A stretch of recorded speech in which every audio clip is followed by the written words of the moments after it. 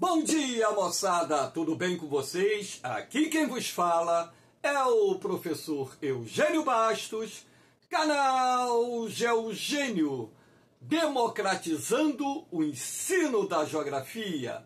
Moçada, vamos fortalecer o canal, se inscrevam no canal, dê aquele like, compartilhe o vídeo e ajude o professor Eugênio Bastos a democratizar o ensino da geografia. Moçada, no nosso encontro de hoje, eu irei falar sobre agricultura transgênica, caracterizando esse tema dentro do contexto do território brasileiro. Lembrando que esse tema já foi abordado algumas vezes em concursos de vestibulares e também militares.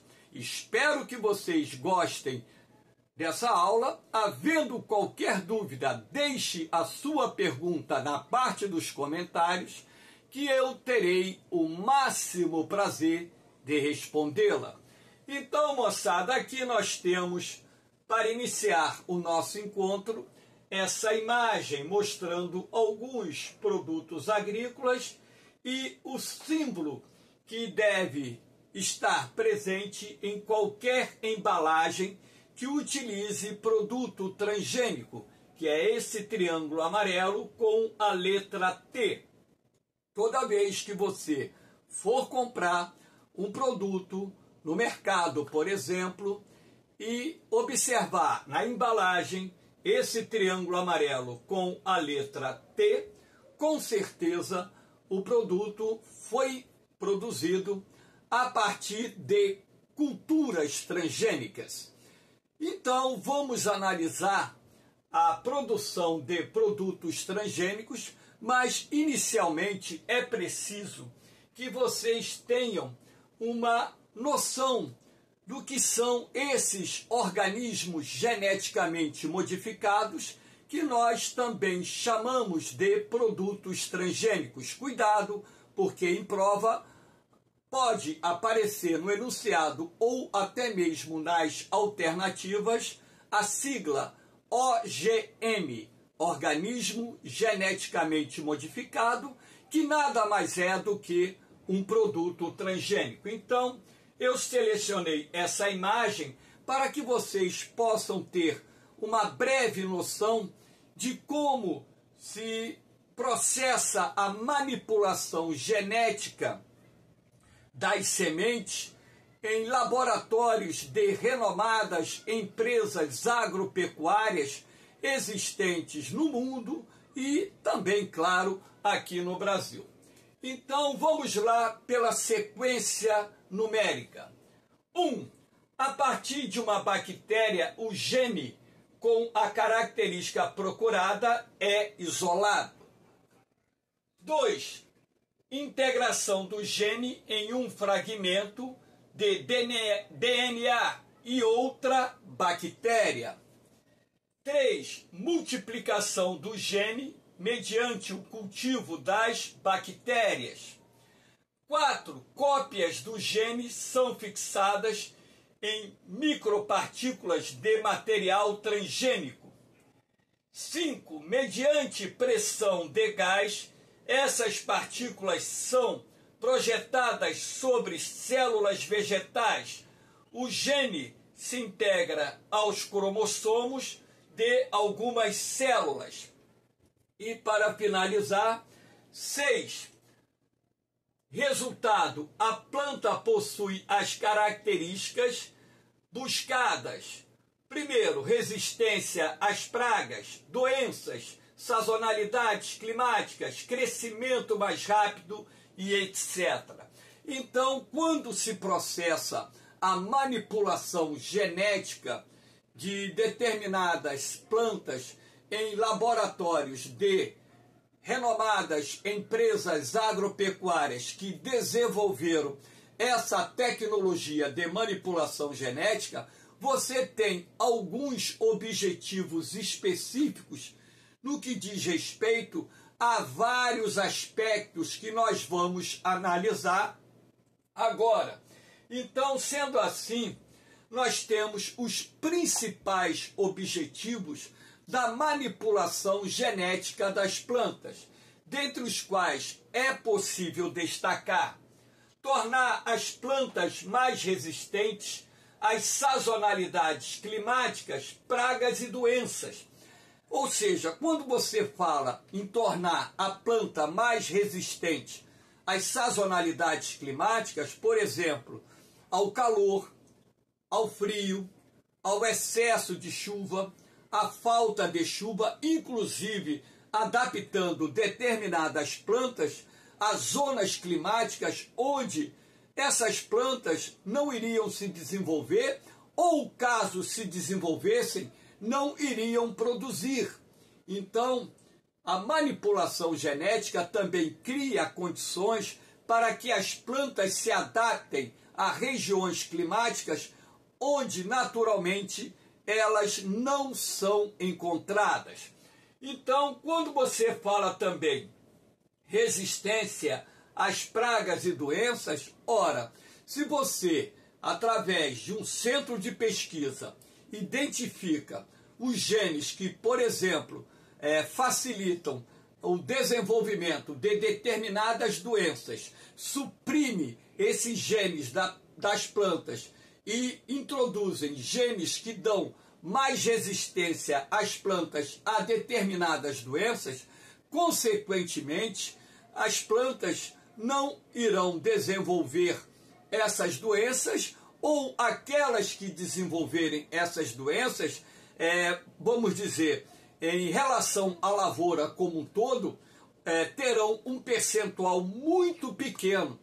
E também o objetivo de exercer maior controle de pragas que possam infestar as plantações, dando às plantas maior resistência também a essas pragas.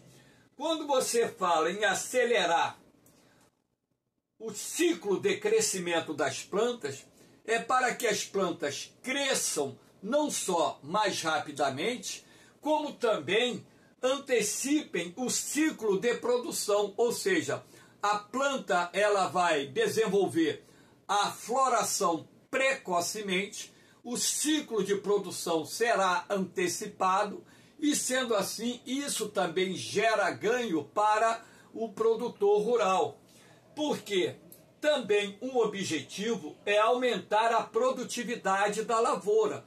Então, já está mais do que comprovado que as lavouras transgênicas, elas possuem um índice de produtividade por hectare mais elevado. E, sendo assim, acabam por aumentar o lucro do produtor rural. Enriquecer os alimentos com vitaminas e proteínas. Então, através da incorporação de determinados genes, você pode produzir alimentos mais saudáveis, mais ricos em vitaminas, mais ricos em proteínas, o que faria bem à saúde das pessoas. Transformar os alimentos em vacinas naturais. Isso se deve à incorporação de determinados genes que desenvolvem princípios ativos nas plantas, e esses princípios ativos medicinais são importantes não só para prevenir doenças, assim como para tratar doenças. Eu li uma entrevista de um especialista, de um cientista renomado, anos atrás, que ele dizia o seguinte, que com a evolução das lavouras transgênicas, o homem iria produzir alimentos que funcionariam como vacinas naturais, que não só iriam prever doenças, como também iriam tratar doenças no futuro. E sendo assim, muitos dos medicamentos convencionais que nós conhecemos seriam substituídos por esses alimentos produzidos a partir da manipulação genética. Elevar os lucros dos produtores rurais, isso se deve, primeiro, se as plantas são mais resistentes às pragas e doenças, consequentemente, os gastos dos produtores rurais com defensivos agrícolas serão menores. Ora, se a produtividade da lavoura é mais alta, consequentemente, o ganho final do produtor rural também será mais elevado. Se as plantas também tornam-se mais resistentes às variações climáticas, às doenças e às pragas, isso também vai se refletir ao final na produtividade da lavoura. Então, de certa forma, isso vai gerar um ganho para os produtores rurais bastante significativo. Aumentar a oferta de alimentos no mundo, até mesmo porque a população mundial continua crescendo. Atualmente, no nosso planeta, nós temos uma população que ultrapassa 8 bilhões de habitantes. Em 2050, essa população será superior a 10 bilhões de habitantes, e sendo assim, há necessidade do homem continuar aumentando a produção de alimentos para atender a crescente demanda mundial. Então nós temos que levar em consideração outro aspecto. Não é só o crescimento absoluto da população que eleva a demanda por alimentos. Nós temos também que levar em consideração que em várias partes do mundo as condições de vida de milhões de pessoas estão melhorando. E na medida em que essas condições de vida também melhoram, você pode concluir que haverá um aumento do consumo de alimentos por parte dessas famílias que estão apresentando ascensão social, ou seja, estão deixando de ser miseráveis, estão deixando de ser pobres e ingressando na classe média. Basta lembrar que, por exemplo, a China, que atualmente tem a segunda maior população mundial, ela, do início da década de 1990 para cá, tirou da pobreza mais de 700 milhões de pessoas. A Índia também já conseguiu tirar da pobreza algumas centenas de milhões de pessoas. E aqui mesmo, no próprio território brasileiro, nós tivemos milhões de pessoas que, nas décadas de 2000, 2010, por exemplo, registraram a ascensão social. Então, na medida que isso acontece em vários países do mundo, conclui-se que a demanda por alimentos vai aumentar. E se a demanda por alimentos aumenta, é necessário que a produção de alimentos no mundo também cresça para atender o aumento do consumo em escala planetária. E nós temos que levar em consideração ainda um fato que é triste, mas é uma realidade. No mundo ainda existem mais de 800 milhões de pessoas vivendo em condições de pobreza, miséria absoluta e convivendo com a questão da fome e da subnutrição. Ora, se você tem os objetivos, nós temos que também relatar as desvantagens das lavouras transgênicas, que nós vamos chamar de aspectos negativos. Saiu um T aqui errado, saiu um V aqui, perdão. Negativos, esse I trocou com T aqui, né? Então, na hora de digitar, inverteu-se aqui. Então, os aspectos negativos da agricultura transgênica são possibilidade de ocorrer a erosão genética. Professor, o que seria essa erosão genética? A possibilidade de desaparecimento das espécies nativas. Então, na verdade, por exemplo, vocês acham que só existe uma variedade de soja? Na verdade, existem dezenas de variedades de soja. Existem inúmeras variedades de milho. Existem inúmeras variedades, por exemplo, de outros tantos produtos que nós conhecemos. Então, por exemplo, feijão. Acredito que vocês já tenham visto feijão branco, feijão preto, feijão mulatinho, feijão de corda, feijão carioquinho e por aí vai. Então, na verdade, o risco que existe a partir do momento em que os produtores rurais passem a utilizar em suas propriedades as sementes transgênicas é que as variedades nativas desapareçam. E isso pode acontecer até mesmo em função da polinização acidental das lavouras não transgênicas. Então, esse termo utilizado na biologia é erosão genética, ou seja, o risco de desaparecimento das espécies nativas. As lavouras transgênicas promovem o esgotamento do solo mais rápido. Por que isso? É fácil entender. Se as lavouras transgênicas são mais produtivas, consequentemente, há de se concluir que as plantas absorvam mais nutrientes do solo. Ora, se as plantas absorvem mais nutrientes do solo, esse solo vai se esgotar mais rapidamente, o que exigirá do produtor rural a compra de uma quantidade maior de fertilizantes químicos para manter a terra produtiva. As lavouras transgênicas podem provocar impactos ambientais. Já existem estudos no mundo de alguns impactos ambientais causados por lavouras transgênicas.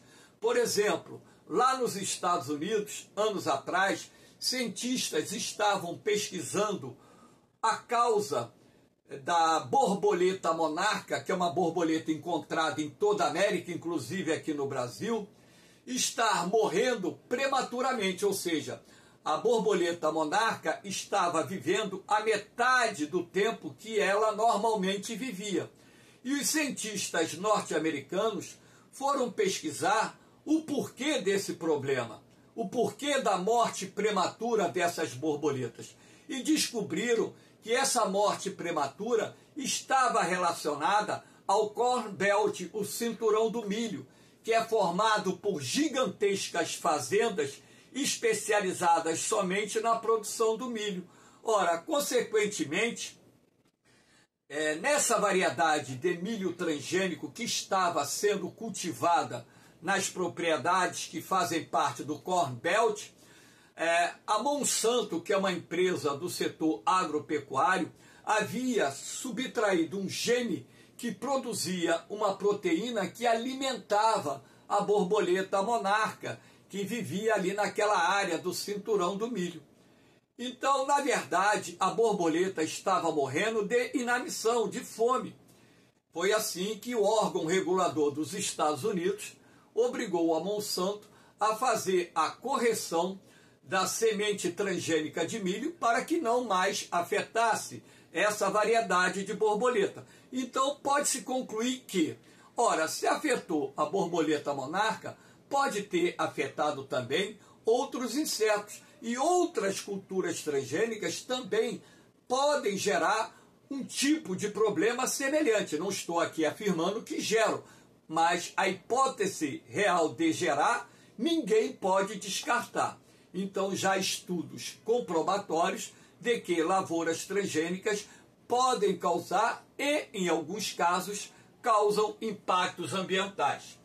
Então, os alimentos transgênicos podem fazer mal à saúde humana. Isso aí está sendo discutido, inclusive a FAO, a própria OMS, tem estudos dizendo que os alimentos transgênicos não fazem mal, não há nenhum estudo comprobatório de que alimento transgênico faça mal à saúde humana, mas existem estudos científicos que contradizem aquilo que diz a FAO e a Organização Mundial da Saúde. Por exemplo, anos atrás, um grupo de ingleses havia desenvolvido uma doença alérgica. E sendo assim, os cientistas foram pesquisar a origem dessa doença e descobriram que a causa dessa doença estava relacionada a uma variedade de amendoim transgênico que havia sido utilizada na produção de um doce de amendoim.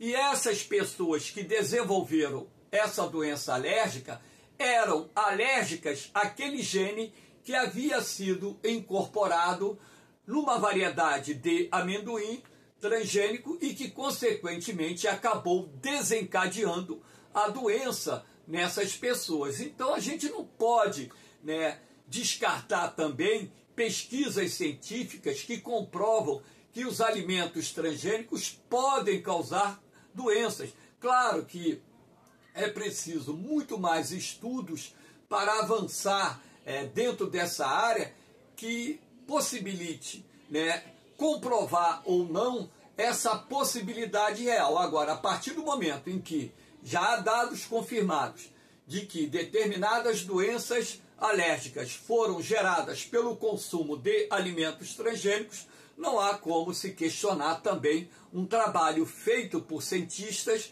que são muito sérios naquilo que fazem, até mesmo porque estão expondo seus nomes e suas reputações. Então, aqui nós temos as pragas poderão adquirir resistência ao uso de agrotóxicos, não só pragas como doenças. Então, ora, se isso acontecer, o que vai ocorrer? A indústria química irá produzir agrotóxicos mais fortes, defensivos agrícolas mais fortes, pesticida, herbicida, inseticida, e, consequentemente, os impactos ambientais decorrentes do uso desses produtos químicos na lavoura serão maiores ainda. E ainda, a partir do momento em que a carga de produtos químicos nas lavouras aumente, ora, isso também aumentará a exposição da saúde humana a riscos eminentes de contraírem doenças neurodegenerativas, câncer e outros tipos de males. Os produtores rurais ficam dependentes das empresas agropecuárias que possuem a tecnologia de produção de sementes transgênicas. Por que isso? Porque as sementes produzidas numa lavoura transgênica são híbridas, elas não se reproduzem. Então, quando o produtor rural ele cultiva uma semente nativa, o que ele faz? Por exemplo, eu estou produzindo uma variedade de milho nativo. Ora, quando eu faço a colheita, eu vou guardar algumas sacas de sementes para que eu possa plantar no ano subsequente, não precise comprar semente. Agora, quando você adquire a semente transgênica, planta, ora, não adianta você guardar algumas sacas de semente, porque elas não vão germinar. Então você acaba ficando dependente da compra das sementes transgênicas todos os anos. E um detalhe, as empresas que detêm essa tecnologia de manipulação genética ainda irão te cobrar o royalty por estar utilizando uma tecnologia que ela desenvolveu. E esse royalty, por exemplo, na saca de soja, na saca de feijão, na saca de milho, é calculado em cima da quantidade de saca que você colheu na lavoura. Então você paga pela semente e ainda paga um royalty pelo uso das sementes transgênicas em função da tecnologia pertencer a uma determinada empresa que desenvolveu a técnica de manipulação genética e criação de organismos geneticamente modificados. Aqui nós temos agora, para que vocês possam ver, alimentos transgênicos podem fazer mal à saúde humana. Isso aqui eu coloquei em interrogação porque existe o contraditório. Existe parte da ciência que diz que sim, parte da ciência que diz que não. Então, os defensores da tese de que alimentos transgênicos podem causar doenças, alegam que geram algumas doenças alérgicas em qualquer pessoa? Não. Em grupos específicos de pessoas. Não é qualquer pessoa que vai desenvolver uma doença ao consumir qualquer produto natural ou beneficiado industrialmente, feito a partir de culturas transgênicas. Pode gerar depressão, pode gerar infertilidade, pode gerar câncer. São as principais doenças que os defensores da tese de que os alimentos transgênicos podem fazer mal à saúde publicam nos seus estudos. Então, os alimentos transgênicos ainda podem causar resistência ao uso de antibióticos. E sendo assim, isso causaria um problema para as pessoas que estão se tratando de doenças e precisam tomar antibióticos para dar continuidade ao seu tratamento e curar a enfermidade. Então, isso são estudos que alimentam debates a favor e contra essas teses, E eu apenas estou aqui cumprindo o meu papel de professor e mostrar isso a vocês. Claro que na medida que novos estudos, novas teses vão sendo publicadas, consequentemente a gente vai absorvendo novas informações e formando uma opinião mais concreta, até mesmo porque um professor não é cientista, por exemplo, eu não sou cientista, não posso dizer que a tese que alimento transgênico causa determinadas doenças ou que não causa doenças é 100% correta. Então, eu aqui estou cumprindo o meu papel de informar. E é dessa forma que o questionamento aparece nas questões de prova, né? Aqui nós temos a participação da produção de culturas transgênicas no Brasil em percentual. Esses dados não são os dados mais atualizados, porque não tivemos informações mais atualizadas, mas nós temos dados até a safra de 2017 e 2018. Então aqui nós temos os 3 produtos transgênicos mais cultivados no Brasil, né? O algodão, o milho e a soja. Então você pode perceber que de 2008, quando a lei de biossegurança já havia sido sancionada no Brasil, até a safra de 2017/2018, registrou um crescimento significativo. Aqui em 2008, por exemplo, né, nós temos 14,2% da produção de algodão era transgênica. Em 2017 e 2018 já estava em 64,8%. Aqui você tem, por exemplo, né, o algodão é aqui 83,9%. Aqui você tem o milho, que em 2008 era 8,3%, em 2017 e 2018 já estava em 89%. E aqui nós temos a soja, que já era em 2008 um produto em que boa parte da lavoura era transgênica, com 64,8%, e em 2018 já havia passado para 95,8%. Então aqui nós temos uma evolução do plantio das 3 principais culturas transgênicas cultivadas no Brasil. Então isso dá a ideia a vocês sobre a importância dos produtos transgênicos para o agronegócio brasileiro. Para que vocês tenham ideia, o Brasil é, na atualidade, o 2º maior produtor mundial de produtos transgênicos, ficando atrás somente dos Estados Unidos. Vamos aqui agora à Lei de Biossegurança. A Lei de Biossegurança ela foi exaustivamente debatida no Congresso Nacional e, no ano de 2005, ela foi aprovada pelo Congresso Nacional e sancionada pelo presidente da República, que ocupava o cargo naquela época. Então, a Lei de Biossegurança entrou em vigor no ano de 2005. Ela regulamenta a pesquisa, produção e comercialização de produtos transgênicos no Brasil, ficando sob responsabilidade do CNTBio, que é o Conselho Nacional de Tecnologia e Biossegurança, a fiscalização e autorização. Para quê? Realização de pesquisa, produção e comercialização de produtos transgênicos no país. De acordo com especialistas em leis de biossegurança existentes mundo afora, essa lei brasileira é muito boa. Eu não sou especialista em legislação, então não posso aqui externar a minha opinião, mas apenas reproduzir o que analistas em leis de biossegurança falam sobre a lei brasileira, que é muito boa, que está entre as melhores do mundo. Então, isso, de certa forma, nos dá uma tranquilidade maior. Aqui nós temos produtos transgênicos produzidos no Brasil, exemplos, né? Eu coloquei essa imagem do algodão colorido. Você tem algodão verde, você tem esse algodão nessa tonalidade aqui bonita, né? Por que se produz algodão transgênico? Porque a fibra colorida, ela é levada para a indústria têxtil, e a indústria têxtil ela não precisa tingir o tecido. Então, o tecido já vem na cor natural do algodão. E aqui eu coloquei vários produtos já processados pela indústria, né?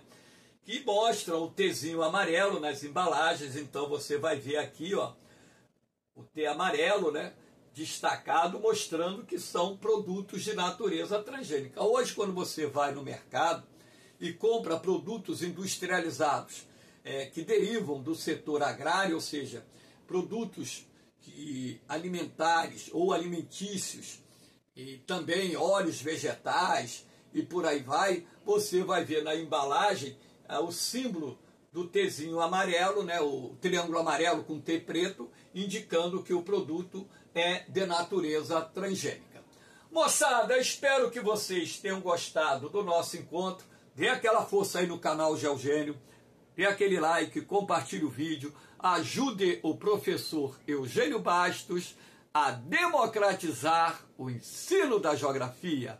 Valeu, moçada! No mais, um beijão no coração de vocês, um forte abraço, fiquem com Deus, eu vou, mas eu volto, hein? Fui!